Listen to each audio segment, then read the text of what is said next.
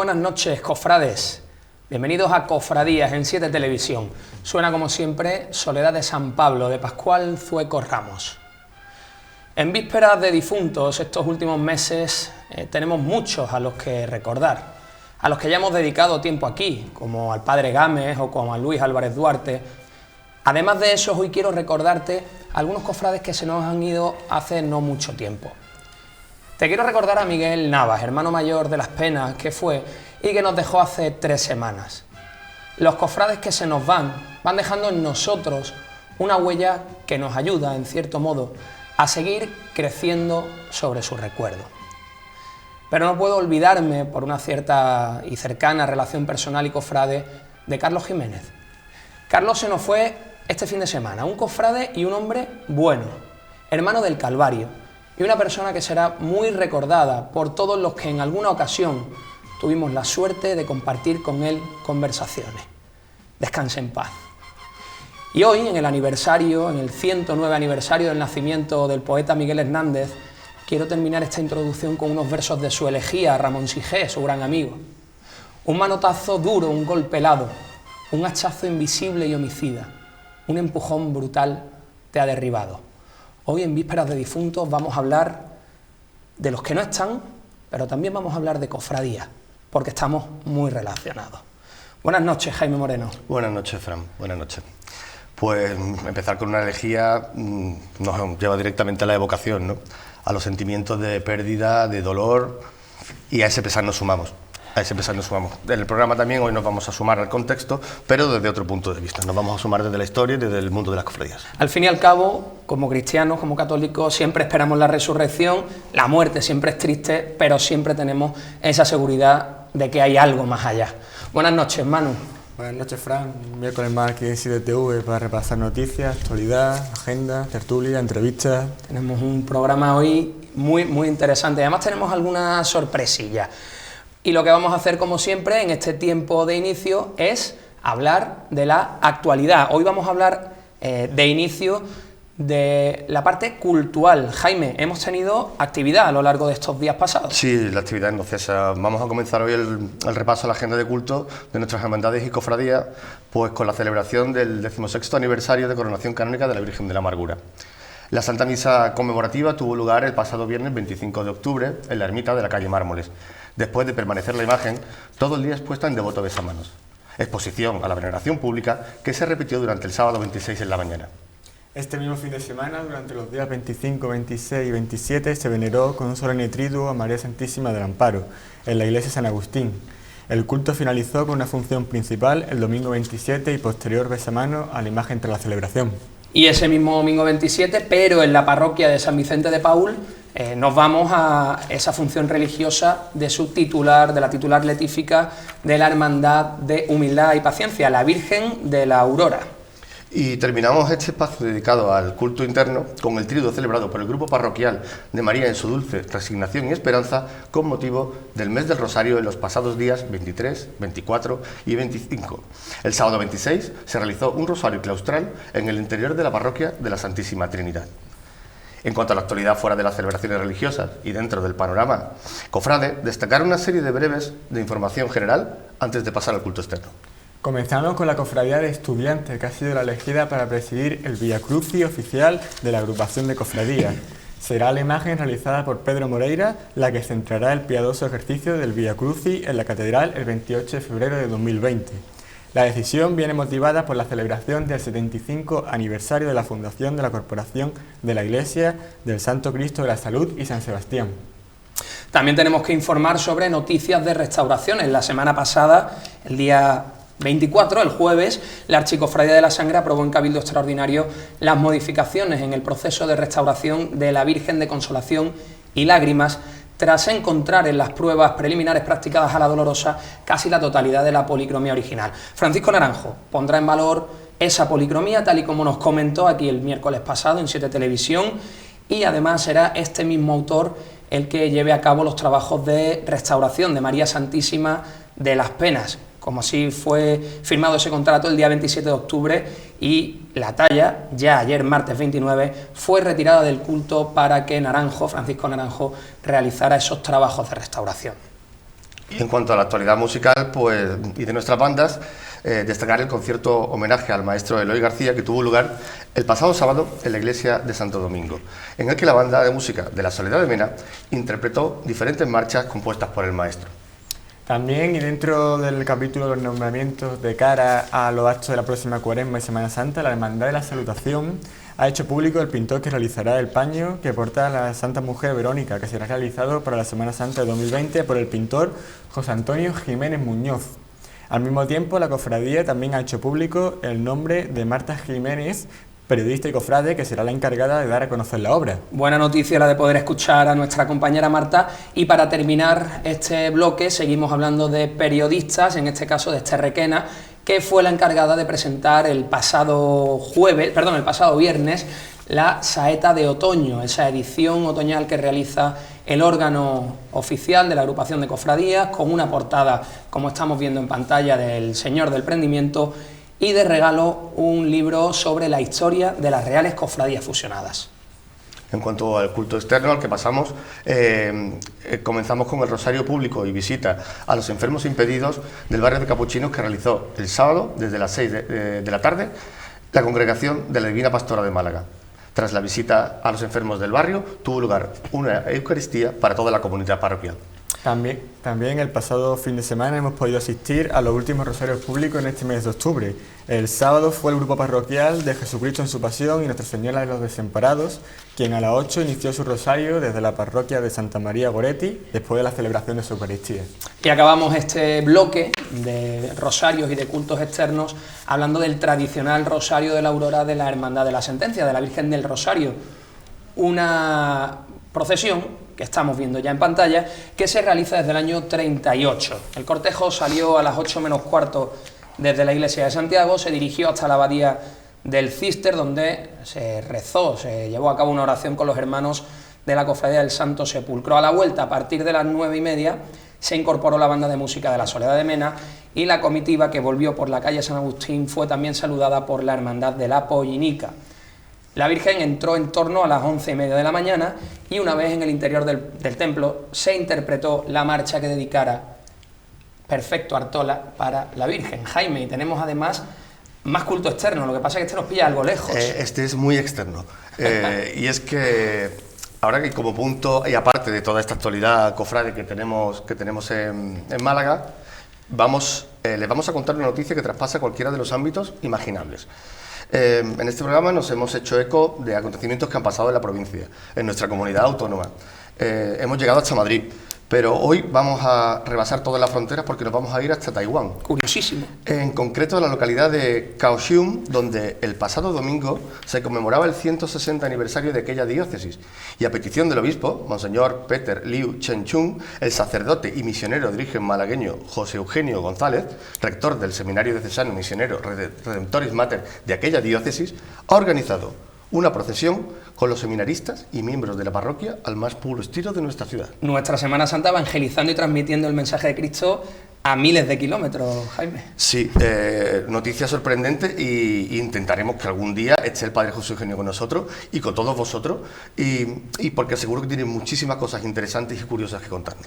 Manu, y ahora nos toca ponernos deberes para el fin de semana. Ya sabemos que el día 1 de noviembre tenemos algunas procesiones en la calle, pero en la agenda nos lo cuentas, ¿verdad? Sí, faltan los últimos rosarios para terminar, la festividad de Todos los Santos y terminar con deberes para el fin de semana. Pues nada, Manu, muchísimas gracias, te escuchamos en la agenda, nos vemos el miércoles que viene. Esta semana que viene. En cuanto a la agenda, cofrades, el viernes 1 de noviembre, Día de Todos los Santos, se celebrará el Rosario del Carmen Doloroso a las 7:30 de la tarde en la parroquia del Corpus Christi. Un poco más tarde, a partir de las 8, se celebrará el Rosario de Ánimas de la Virgen del Carmen. Los días 1 y 2 de noviembre, la Hermandad de la Salud abrirá sus columbarios para la festividad de Todos los Santos.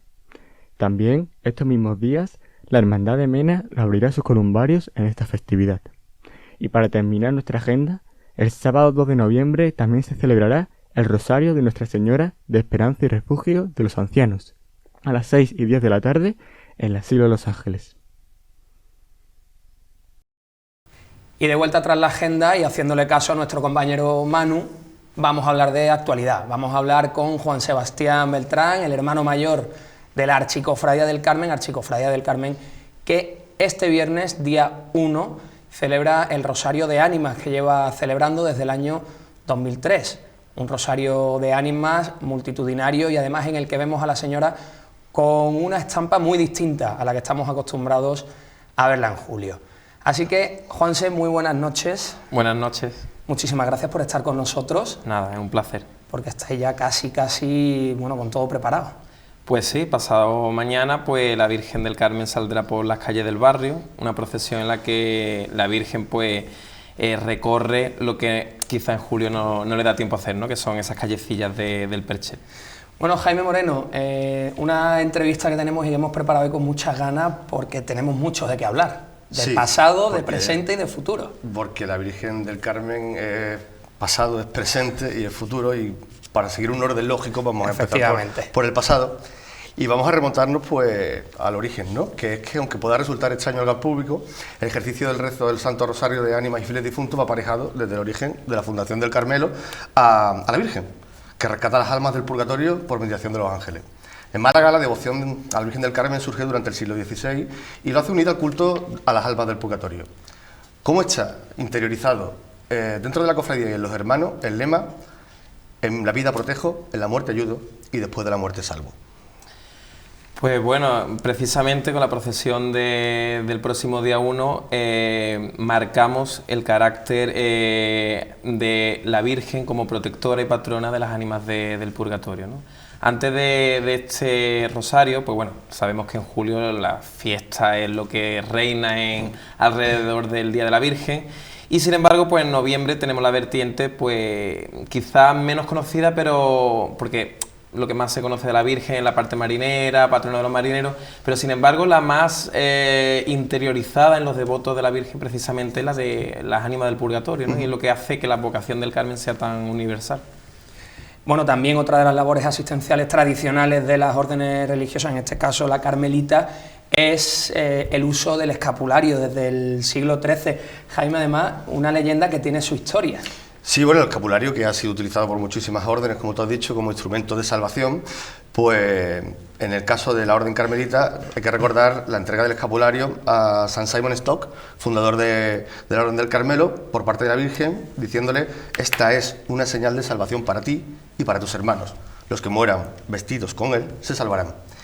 Es la hermandad celosa con la tradición y asiste en el momento de extrema necesidad a los hermanos y devotos con la imposición del escapulario. Sí.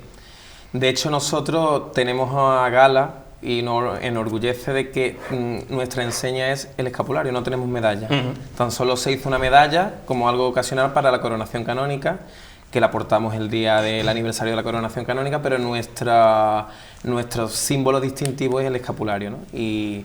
Y bueno, escapulario es que, aparte de lo que se vende en la tienda de la Archicofradía, llevamos a muchos asilos, a muchos sitios que piden, muchos devotos de la Virgen del Carmen piden que en su último momento portar el escapulario, y lo tan sabido del ladrillo en los pies, o que toque con los pies tierra el difunto, bueno, el que está agonizando, sí, ¿no? sí, Antes de ser difunto. Bueno, después de esta introducción histórica, nos vamos a acercar mucho más en el tiempo, nos vamos a ir a esos años 2003, 2004... hablamos del año de la coronación, que acabó el 18 de julio de 2004, preparación que empezó con mucho tiempo, una coronación que fue muy intensa para la cofradía, el Archicofradía, y también para todos los cofrades de Málaga, porque fue una coronación tremendamente festiva. Yo la recuerdo como una coronación muy multitudinaria, y desde entonces, y a raíz de aquello, hubo muchos cambios en el hacer de la hermandad, entre ellos este Rosario de Ánimas. El Rosario de Ánimas se inicia el año 2003, en las vísperas de aquella coronación, 9 meses antes de ella. Exactamente. ¿Y cómo surge esta modificación? Porque bueno, salir a la calle una segunda vez al año no es cosa de un día para otro. Claro, la cofradía pues pasó por un bache al principio del siglo XXI, ¿no? Sobre el año 2000 ya entra una nueva junta de gobierno, tras un tiempo que tuvo una gestora, y pues bueno, empiezan a hacerse cosas nuevas con Pedro Damián Jiménez como hermano mayor. Lógicamente el punto central y lo que hace que haya un antes y un después en la historia de la Archicofradía fue la coronación canónica, pero ya años antes pues se empieza a perfilar pues un nuevo modelo de archicofradía, hermandad, que era hasta entonces ya se consiguió el título de archicofradía, que es el que tenemos hoy día, ¿no? Y bueno, se veía que la devoción de la Virgen del Carmen, tan grande como en esta ciudad, pues que sabía poco tan solo su salida en julio y hacía falta pues extrapolarlo más allá en el año, ¿no? Como es este rosario de noviembre, la bajada de la Virgen del Camarín en la festividad de la Candelaria para que se le presenten los niños, ¿no? Son fechas que durante el año se van jalonando para que, bueno, esa devoción de la Virgen del Carmen, que la tiene todos los días, porque todos los días acuden devotos delante de ella a rezarle, pero bueno, que haya unos actos centrales durante el año para resaltar más esta devoción a la Virgen del Carmen. Digamos que fue un periodo de volver a darle intensidad al culto, tanto interno como externo, a la Virgen del Carmen. Claro, sí, de hecho, pues se comenzó una etapa de esplendor que aún a día de hoy dura, ¿no? Se potenció también adaptándose un poco a los nuevos tiempos. Hay que entender, cuando se ven vídeos antiguos de la Virgen del Carmen que iba a la lonja y demás, hay que entenderlo también pues como que eran otras épocas, otras etapas, añoradas por muchos devotos, que lógicamente tenía también su sabor, pero hay que adaptarse a los tiempos. ¿Estáis notando en la archicofradía esa renovación que está habiendo en el barrio? Es decir, el barrio del Perchel, probablemente en esa época en la que tú dices que tuvo un bajón la propia archicofradía, el barrio del Perchel estaba exhausto porque había sido derribado prácticamente entero. Perchel Norte, Perchel Sur, toda Málaga estaba, todos aquellos malagueños carmelitas que estaban ahí habían desaparecido del entorno de la Virgen. ¿Estáis viviendo vosotros esa...? Sí, yo siempre digo que si hay algo que sea físicamente tangible, el alma del barrio del Perchel, la Virgen del Carmen, ¿no? La devoción más pura que tienen los percheleros, además de las otras tantas que hay en el barrio, pero lo más palpable del Perchel, de esa devoción mariana, es la Virgen del Carmen. Y lógicamente, pues esa devoción ha sufrido algunos altibajos, aunque bueno, lo que es ese apasionamiento que tienen los percheleros y los malagueños por la Virgen, eso se ha mostrado impermutable, ¿no? en el tiempo. Pero lógicamente pues hubo un tiempo en el que el barrio pues prácticamente era en derribo, ya se va regenerando.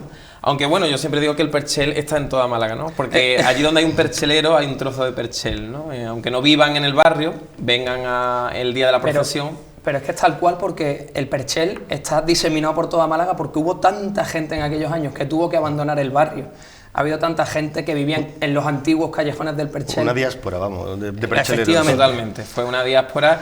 Y en el Rosario de la Aurora, que tenemos en julio, pues es curioso cómo los percheleros se unen y van detrás de la Virgen y se reencuentran, ¿no? Es un reencuentro en toda regla de los vecinos de un barrio que no existe como tal, apiñado ahora mismo, pero que existe diseminado por toda la ciudad. Existen las personas y los sentimientos, ¿no? Claro.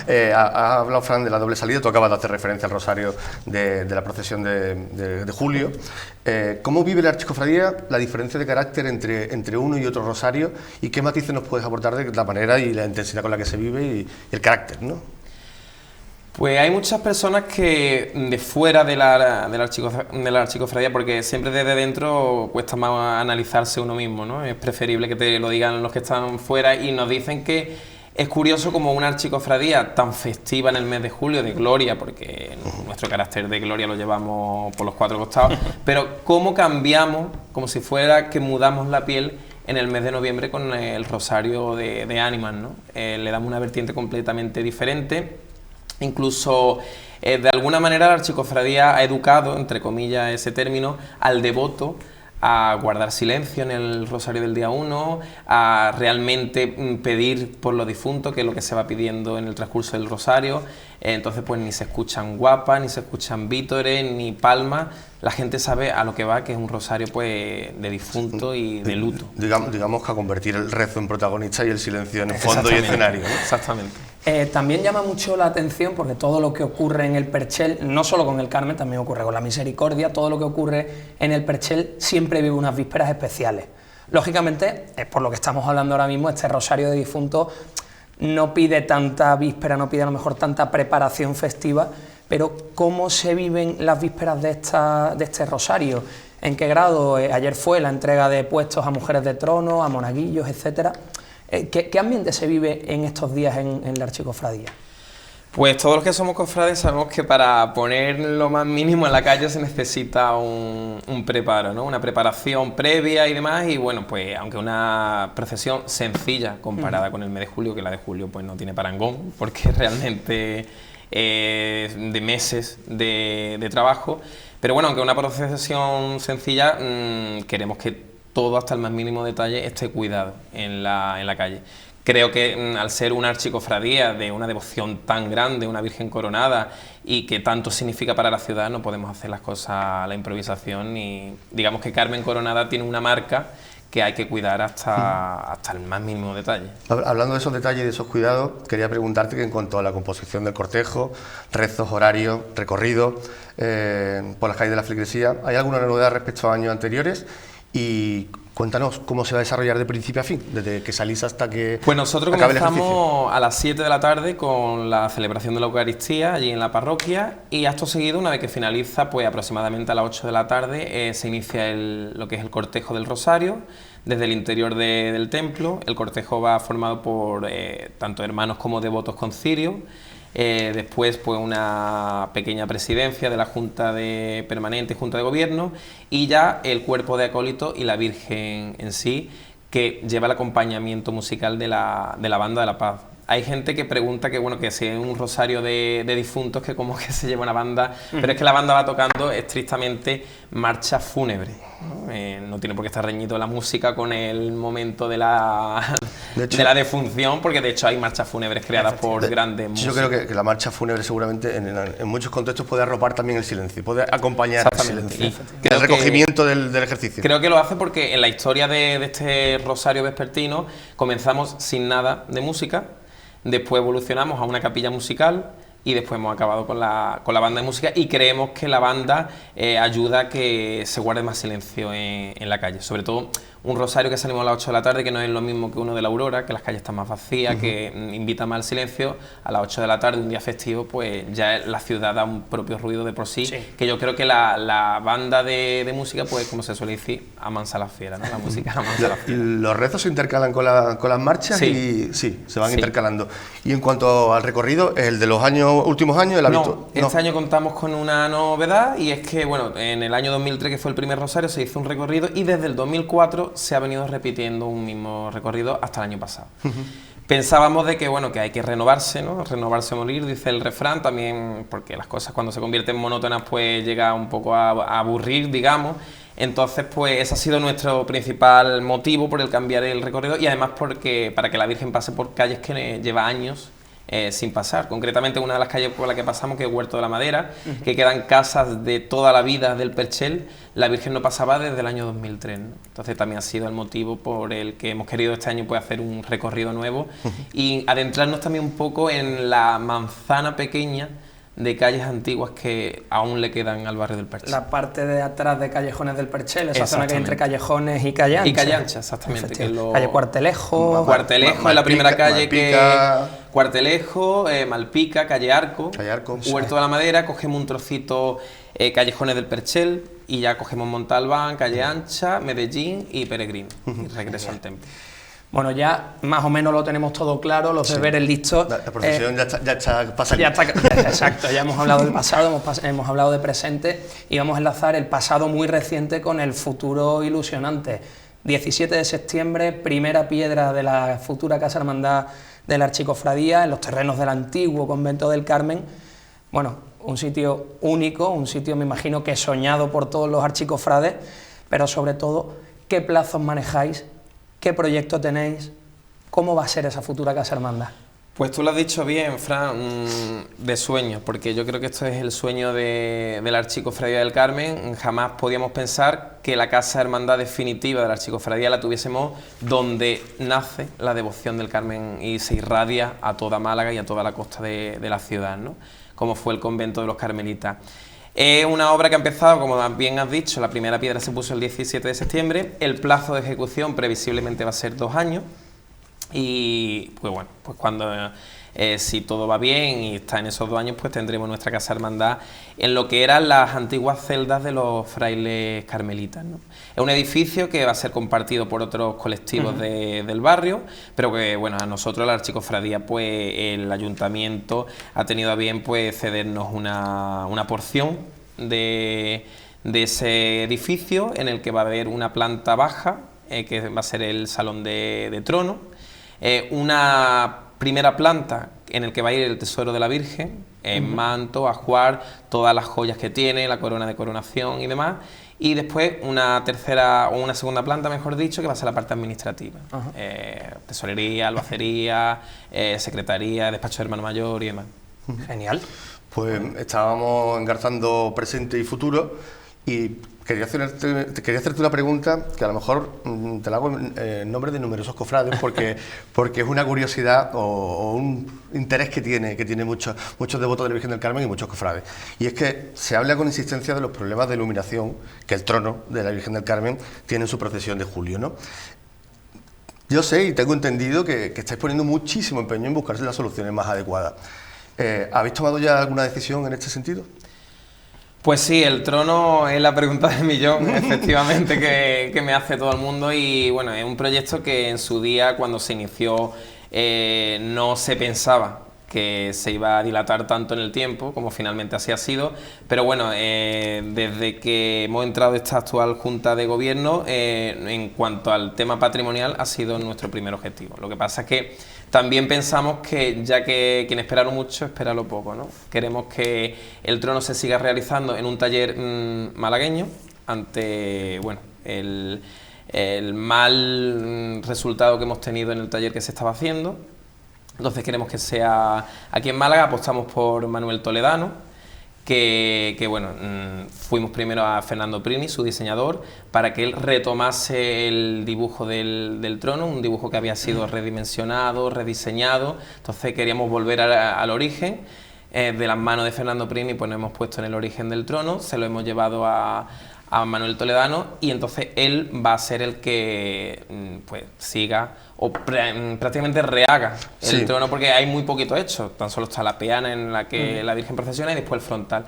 Y bueno, pues gracias al ingenio de Manuel Toledano, que tengo que decir que es un artista... lo conocemos y... Vamos.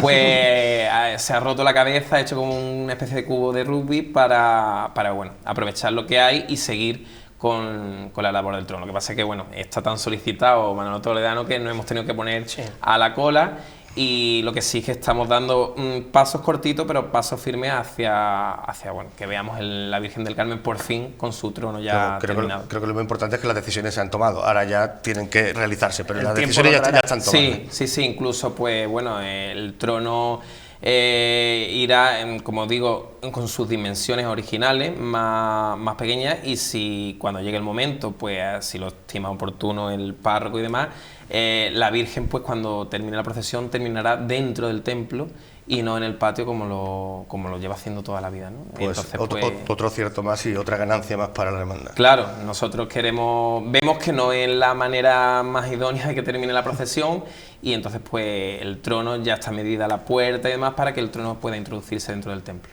Juanse, pues lo tenemos que dejar aquí. Muchísimas gracias por tu tiempo, y más todavía en 2 días antes de los 2 días antes de la salida. Que salga todo muy bien, que recéis mucho por los que no están, que es así el lo fin de haremos. esto.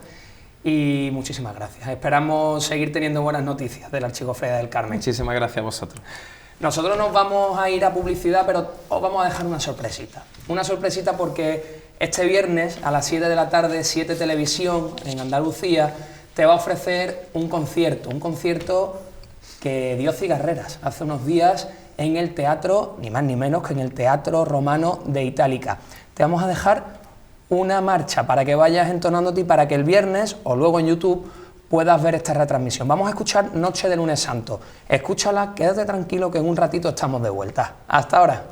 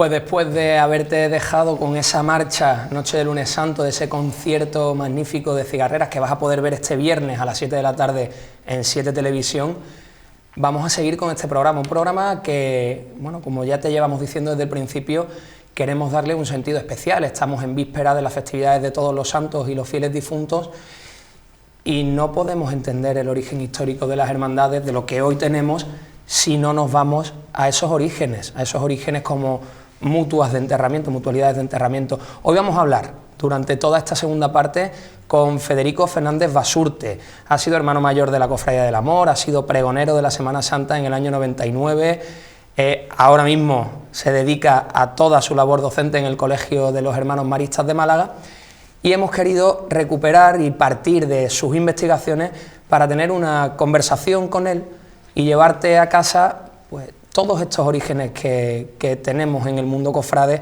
todos esos inicios como mutualidades de enterramiento que muchas hermandades hoy están recuperando de una forma u otra.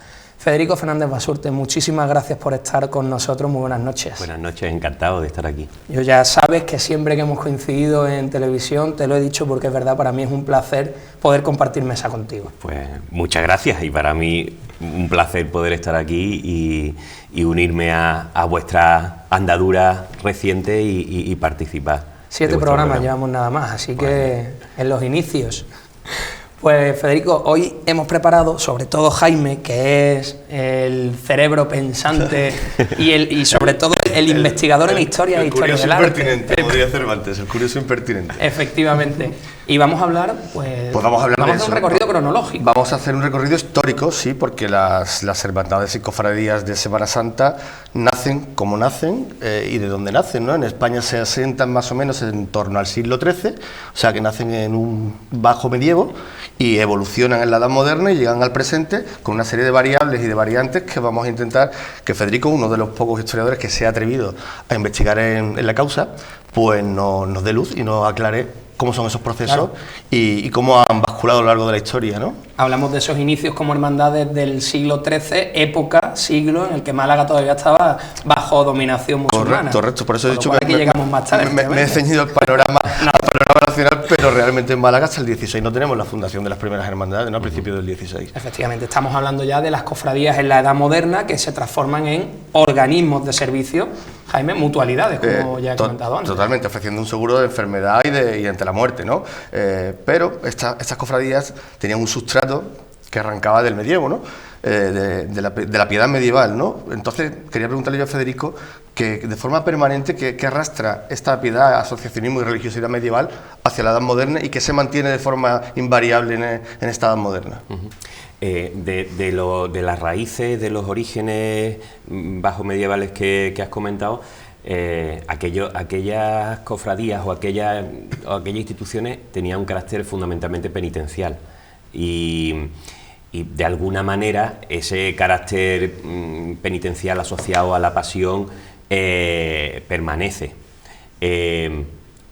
Como decíais antes, a Málaga las primeras cofradías pues van a llegar en el siglo XVI, después de la toma de la ciudad por los Reyes Católicos.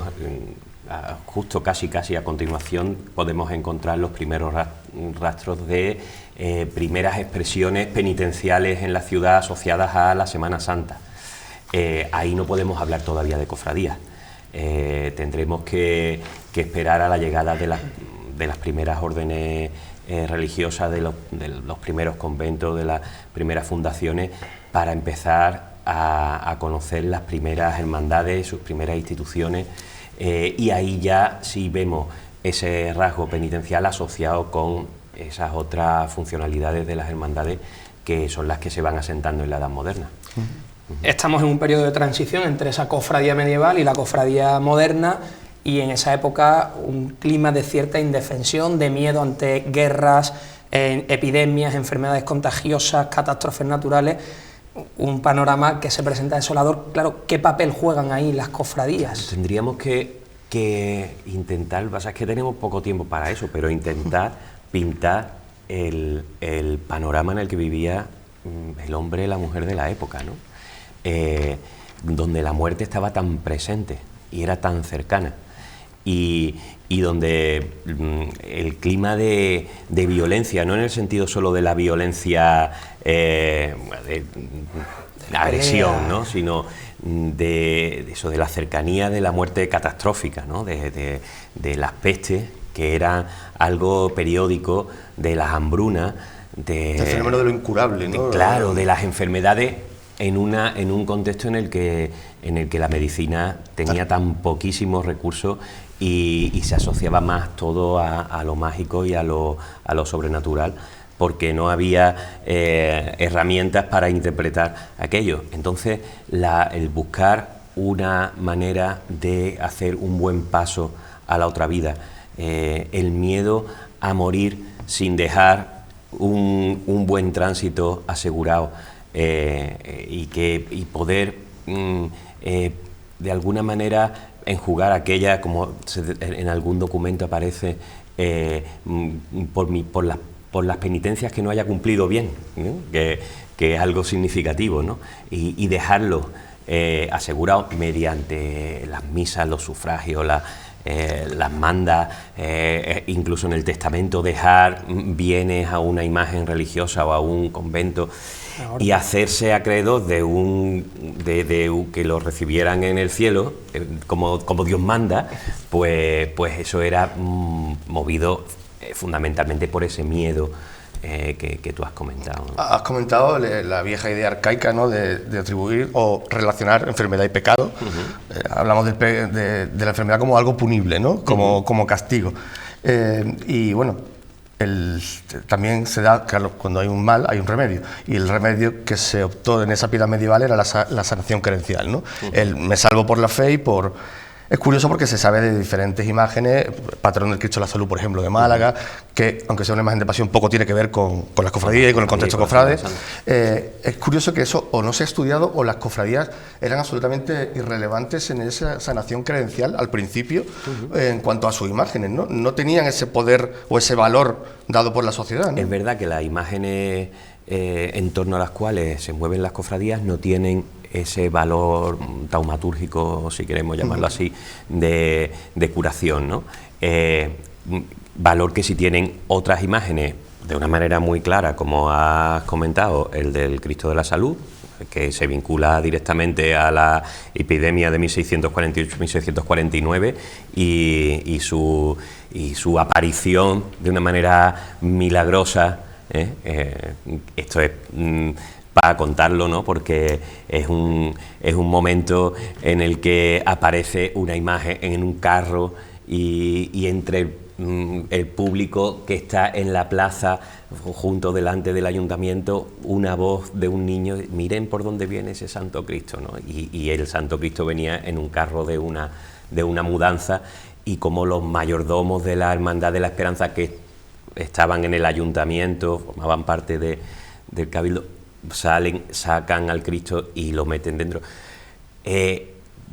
Puede ser algo casual, puede ser todo una estrategia buscando la declaración de la salud en la ciudad, porque la imagen era un vehículo muy potente para que en torno a ella se tuviese conciencia de esa salud. Además, el título está ahí asociado. Sin embargo, y después momentos puntuales, ¿no? Por ejemplo, pues el recurso a la Virgen de la Victoria o a otros santos que son después nombrados santos protectores de la ciudad porque han intervenido especialmente en determinadas enfermedades de contagio o en determinadas catástrofes. La mortalidad catastrófica, ya no solo por las pestes, ¿no?, sino por otras circunstancias, las hambrunas que hemos dicho antes, o un terremoto, o estaban muy presentes en la mentalidad de aquella época. Sin embargo, las imágenes de las cofradías no por entraron... Por eso que podemos resumir que al fin y al cabo la realidad de la imagen cofrade se sustancia en otras cosas. Claro. No va por... Claro, no tenía esa función, digamos. Tendríamos que irnos más a la institución, a la hermandad como tal, ¿no?, a la cofradía como tal. Y la cofradía en torno a una imagen que es referencia. Y que en la evolución de la Edad Moderna, cuando vamos avanzando en el tiempo, en esa cronología de la que antes hablaba, y la devotio moderna nos deja un una religiosidad más centrada en Cristo y en el Cristo cercano y en el Cristo sufriente, con el que el fiel se puede identificar, pues es fácil que en el contexto de unas instituciones que están centradas en la muerte, pues haya ese trasvase hacia la devoción a una imagen de un Cristo que sufre, como sufren las personas en ese contexto tan duro, o una dolorosa que llora, como lloran las madres o las esposas o las hijas en aquella época, ¿no? El siglo XV es un punto de inflexión en las hermandades de penitencia, marca su nacimiento, y en esta evolución hasta hermandad de penitencia pues influyen muchísimos factores sociales, filosóficos, religiosos. En esta época, como ya has anunciado antes, como ya nos has contado antes, surgen las órdenes mendicantes también. ¿Qué papel tuvieron estas órdenes y sobre todo esa filosofía humanista, el nuevo cristocentrismo europeo? Como os decía antes, esa corriente que llega, que de alguna manera se contrapone a un espiritualismo más medieval, ¿no? Sí, más ascético, más místico, más místico, y va hacia algo que termina aterrizando más en las obras de piedad más concretas, y en ese cristocentrismo del que hablaba. Y las órdenes mendicantes traen esas corrientes y además son difusoras de las hermandades. Asociada a la fundación, por ejemplo, de los franciscanos, vendrá la cofradía de la Veracruz y todo el movimiento cofrade, por así decirlo, que se va a generar alrededor, con otras hermandades y con las propias hermandades filiales, que es un fenómeno ya del siglo XVII, que a lo que contribuye a engrandecer a las cofradías. Pero los conventos se convierten de esas órdenes mendicantes, que además son las órdenes de ese clero más cercano al pueblo, más identificable para el pueblo en sus formas de... Más pedagógico también, pedagógico, ¿no? Pues son los encargados directamente de la evangelización, de la predicación. Con un discurso adaptado, evidentemente, claro, más a las cercano necesidades. a las necesidades.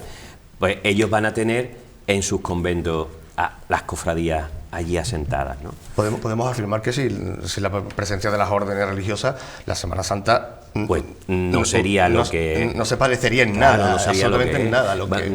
Ni siquiera casi la propia ciudad. Es que exacto, que vertebraba... En función de los conventos se va organizando el urbanismo en la Edad Moderna. Venimos esas de hablar puntas de de estrella que son... Carmen, Santo Domingo, San Luis el Real, Claro, la Victoria. son los vértices hacia los que van confluyendo la expansión.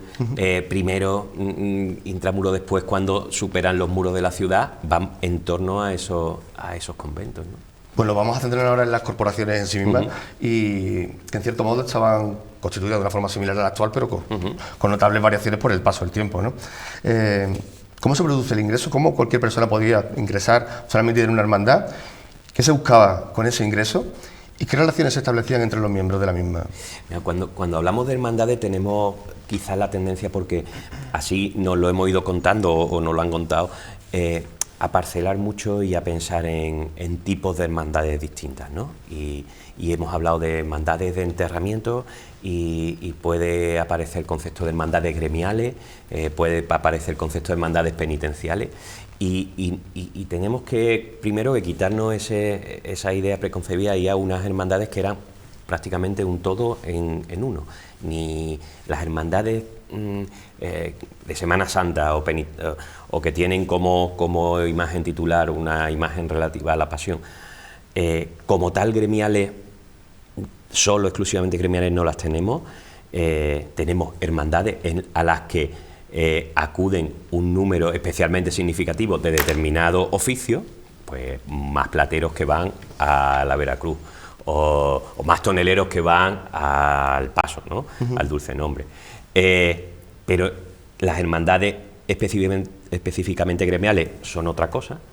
Hermandades penitenciales como tal empiezan a aparecer más tarde, que se funden solo para la procesión de Semana Santa, y hermandades de enterramiento prácticamente todas esas primeras instituciones que empiezan desde el siglo XVI tienen como finalidad asegurar el enterramiento a sus hermanos. ¿Cómo acceden? Pues a través del pago de una cuota inicial, de una manera muy práctica, de una cuota inicial, porque esa cuota inicial es lo que garantizaba que tuvieran un fondo para los enterramientos, y después con el pago de unas luminarias pues que estaban establecidas en los estatutos, que eran estatutos además muy prolijos, donde estaba detallado cuáles eran las obligaciones de los hermanos y cuáles eran los derechos de esos hermanos en función de lo que estaban buscando. ¿Qué iban buscando? Pues iban buscando un enterramiento y unos sufragios, unas misas y un determinado ritual que se cumplía en el momento de la muerte. Pero hemos hablado de eso, de las hermandades y de las filiales, ¿no?, del siglo XVII, que es curioso que ninguna de ellas en estas fundaciones ignoran los servicios funerarios.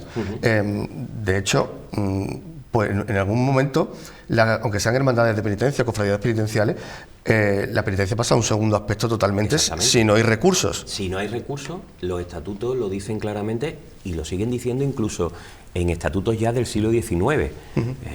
Recuerdo, por ejemplo, los estatutos de Jesús el Rico, los estatutos que hay de 1830-31, que dicen expresamente que si no hubiera para la procesión de Semana Santa, que se exponga al Señor en la iglesia, y que los gastos que tienen que estar asegurados son los de enterramiento.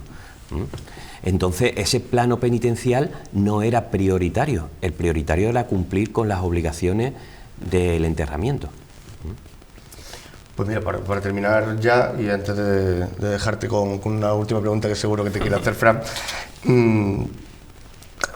una curiosidad que yo tenía, y después de analizar todo este tema, hasta el siglo XIX, cuando el nacimiento de los cementerios y demás, anteriormente, las personas que no eran hermanos de una cofradía, ¿cómo se enterraban? Es que es quizá una de los puntos sobre los que necesitaríamos investigar más y profundizar más, y sobre lo que hay poca información relativamente. No existían ningún otro tipo de servicio o asistencia, existían otro tipo de hermandades que se dedicaban a la beneficencia y que recogían a personas que por distintos motivos no habían podido, y también los enterraban en sus propias cristas.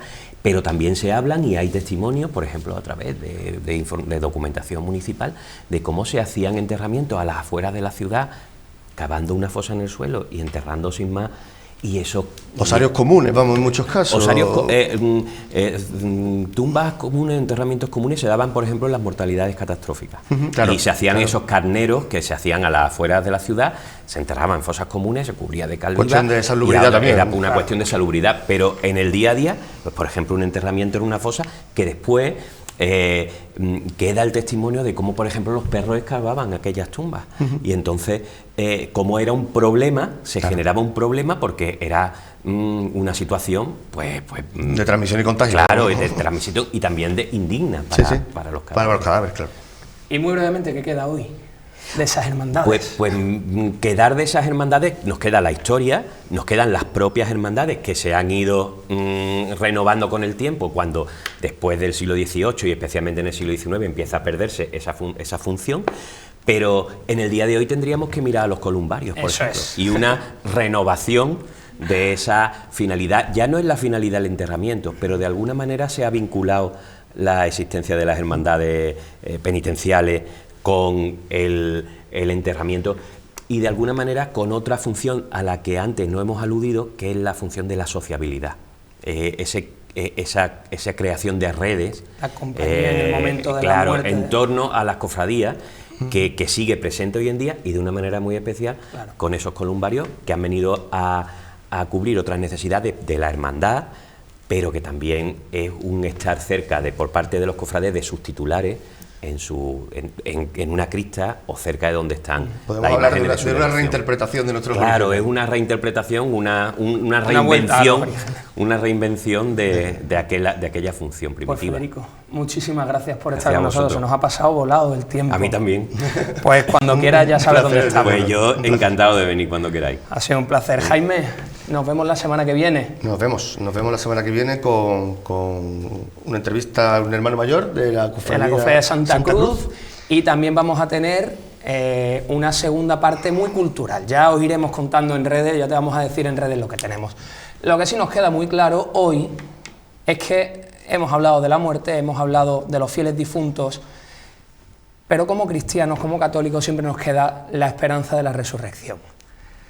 Te vamos a dejar con un vídeo del resucitado y con un recuerdo muy, muy especial para Carlos Jiménez. Muy buenas noches, sed libres y felices. Hasta la semana que viene.